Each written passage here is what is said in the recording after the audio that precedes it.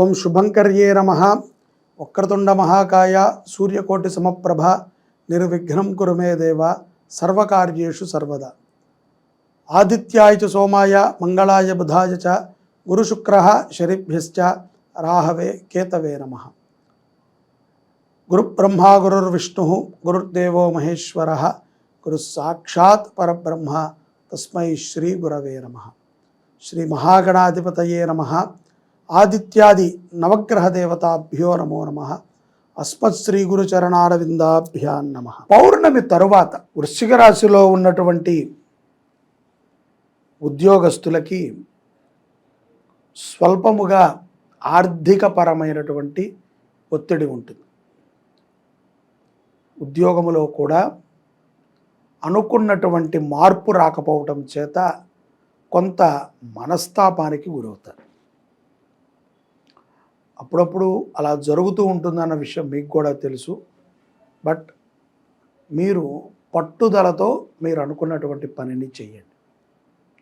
పట్టు విడుపులు ఉన్నప్పుడే ఏదైనా సాధ్యం. ఉద్యోగము చేస్తూ కూడా కొంతమంది వ్యాపారాలను చేస్తూ ఉంటారు. అటువంటి వారికి కొంత వ్యాపారపరమైనటువంటి సుఖము హోదా కూడా పెరుగుతుంది, సంపద కూడా వృద్ధి చెందేటువంటి అవకాశాలు స్పష్టంగా గోచరిస్తున్నాయి. స్పెక్యులేషన్ ద్వారా ఆదాయం పెరుగుతుంది వృశ్చిక రాశి వారికి. వ్యాపారములు చేసుకునేటువంటి వృశ్చిక రాశి వారు ఈ మాసములో నూతనముగా కొన్ని మార్పులను చేయాలనేటువంటి ఆలోచనని చేస్తారు. అది మంచిది. తద్వారా ఎంతో లాభాన్ని చవిచూస్తారు. అలాగే వివాహము కానటువంటి స్త్రీ పురుషులకి ఈ యొక్క కుజ ప్రభావము చేత వివాహ సంభాషణలు జరుగుతాయి. ఈ సంవత్సరములో పెళ్ళయ్యేటువంటి అనుగ్రహము వృశ్చిక రాశి వారికి ఈ మాసములో కన్ఫామ్ అవుతుంది. కాబట్టి అటువంటి ప్రయత్నములు చేయొచ్చు. స్థిరమైనటువంటి ఉద్యోగము లేనటువంటి వారికి ఏదో ఒక చిన్నపాటి మార్గము దొరుకుతుంది. దొరికినప్పుడు అల్లుకు వెళ్ళటమే ఉత్తమం. మనకి కావాల్సింది తినాలి అంటే దాంట్లో పాటు ఎన్నో మనము కలుపుకొని తినాలి. దొరికింది తింటే అట్లీస్ట్ బతుకుతాం. అదే కావాలి అని కూర్చున్నాం అనుకోండి, వయసు అయిపోతుంది, ఆ పని మీద శ్రద్ధ పోతుంది. మన టార్గెట్టు కంప్యూటర్ మీద పని చేయాలి. కంప్యూటర్ పని దొరికినప్పుడు సరైన జీతం దొరకదు. సరైన జీతం ఇచ్చేటువంటి వాడి దగ్గర కంప్యూటర్ పని ఉండదు. ఫస్ట్ మనకి ఏది కావాలి అనేటువంటి క్లారిటీ కావాలి, ఉద్యోగం కావాలి, సంపదే కావాలి అనుకుంటే చాలామంది సంపాదిస్తున్నారు. కానీ ఇష్టముతో ప్రేమతో మనం ఏదైనా ఒక పనిని చెయ్యాలి, అది మనకి ఉపయుక్తం అవ్వాలి అంటే ముందు మన శరీరానికి బద్ధకం అనేటువంటి ఒక వ్యసనానికి దూరం పడాలి. ఏదో ఒక పనిని మనం చేస్తూ ఉంటే అసలు మనం చేయాల్సిన పని మీద శ్రద్ధ తగ్గదు ఎప్పటికీ. అలా మనం చేయటానికి ఏ చిన్నపాటి ఉద్యోగం దొరికినా వదలకుండా చేయండి వృశ్చిక రాశి వారు. ఇక ఆరోగ్య విషయములో గనక మనము వృశ్చిక రాశి వారిని మే మాసంలో చూసినట్లయితే పెద్ద పెద్ద రోగాలు రాకపోవచ్చు, కానీ బద్ధకం అనేటువంటి ఒక మహారోగము, ఏదో మనము రోగగ్రస్తులమయ్యాం అనేటువంటి ఒక భావనని మనకి కల్పిస్తుంది. కాబట్టి బద్ధకాన్ని విడిచిపెట్టండి, వ్యాయామం చేయండి. విభేదాలు ఎటువంటి వారితో వస్తాయండి, గొడవలు ఎటువంటి వారితో ఉంటాయి అంటే, చాతకాని వాడు ప్రతి ఒక్కడితో గొడవపడాలి. చాతైన వాడు చేస్తూ ఎదుట వ్యక్తితో వాడు చేయించి వాడిలో మార్పును చూస్తూ బాగుపడచ్చు. అరవటం అంటే అందరి మీద మనం అరవకూడదు. ఎవడైనా రివర్స్ అరిచే వాడి మీద మనం అరుస్తామా? అరవం. వాడు పడతాడు కాబట్టి మనం అరుస్తాం. గొడవ పడేటప్పుడు కూడా మనం 1-2 సార్లు ఆలోచన చేయాలి. వృశ్చిక రాశి వారు ఉరికనే ఏదో భార్య మీద అరిచేసాం, భర్త మీద అరిచాం, పిల్లల మీద అరిచాం, బాగానే ఉంది. వాళ్ళు మనవాళ్లే కదా, పడతారు. అటువంటి యాటిట్యూడ్ని మనం బయట చూపిస్తే అది గొడవ అవుతుంది. కాబట్టి కొన్ని సమయాల యందు మౌనంగా ఉండటం ద్వారా భార్యాభర్తల మధ్యన గొడవలు పెరగవు. బాగా ఆలోచనతో నిర్ణయాలను తీసుకోవాలి. అప్పుడు భార్యాభర్తల మధ్యన గొడవ జరగదు. ఎందుకంటే విభేదాలు భార్యాభర్తల మధ్య ఎక్కువ వస్తాయి వృశ్చిక రాశి వారికి అని అర్థమవుతుంది. కాబట్టి జాగ్రత్తగా ఉండండి. విద్యార్థుల విషయాన్ని కనుక మనము మే మాసంలో చూసినట్లయితే విద్యార్థులు చక్కగా విద్యాభ్యాసం చేస్తారు. ఉన్నత చదువుల మీద వారిని శ్రద్ధని పెంచుకుని సరైనటువంటి మార్గాన్ని ఎంచుకుని ఉన్నత స్థితికి చేరువయ్యేటువంటి ప్రయత్నాలను చేయండి, సఫలమవుతాయి. సంపద ఏ విధంగా వృద్ధి చెందుతుందండి అంటే, ఇక్కడ వృశ్చిక రాశి వారికి పూర్వము మీరు దాచినదో లేకపోతే ఎవరికైనా ఇచ్చినదో తిరిగి వచ్చేటువంటి అవకాశాలు ఉన్నాయి. అలాగే సంపద పరంగా వ్యాపారస్తులు కానీ ఉద్యోగస్తులు కానీ చేబదులని కూడా కొంత తీసుకోవాల్సి వస్తుంది. నూతన నిర్మాణ విషయంలో సంపద ఎక్కువ ఖర్చు అవుతుంది, ఖర్చు అక్కడ అవుతుంది. రెండోది, తొందరపాటుతో ఒకటి ఏదో మనము బాగా ఖరీదైనటువంటిది కొన్నా అది మళ్ళీ తిరిగి వెళ్ళక మనకి పెద్దగా ఉపయోగం లేక సంసిగ్ధతలో ఒక వ్యవహారంలో మనం పెట్టడం ద్వారా స్టక్ అయ్యి ఉంటుంది.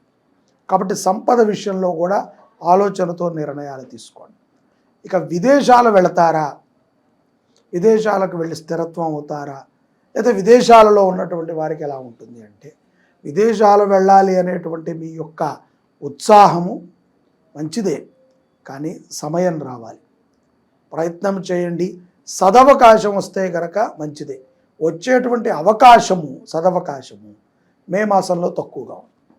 క్షేత్ర దర్శనాలు జరుగుతాయి.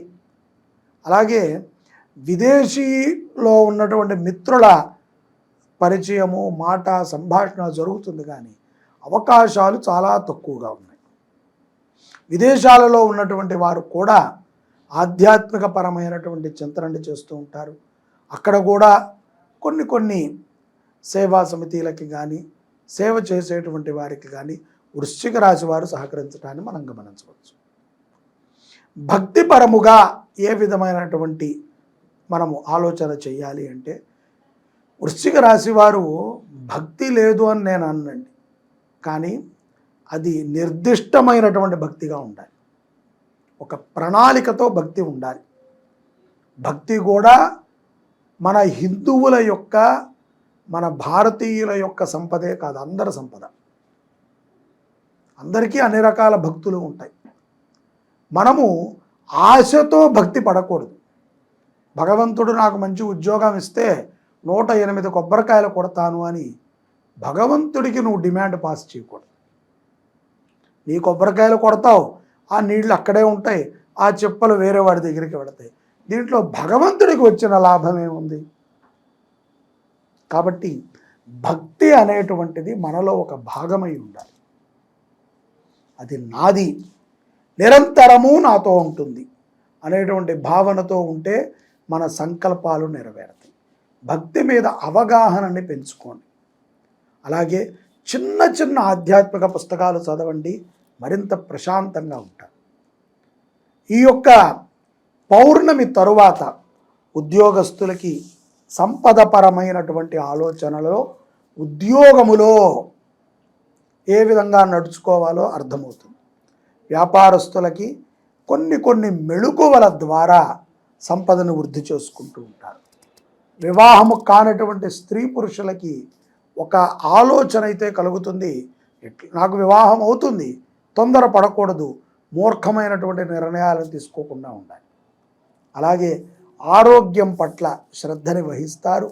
పౌర్ణమి తర్వాత వ్యాయామం పెంచుతారు, మంచి ఆహారం తీసుకుంటారు, మితంగా భోజనం చేస్తారు, మధ్యాహ్న నిద్రను విడిచిపెడతారు, రాత్రిపూట కూడా సకాలంలో పడుకుంటారు. పడుకునే ముందు ఆరోగ్యపరమైనటువంటి జాగ్రత్తలను తీసుకుంటూ పడుకుంటారు.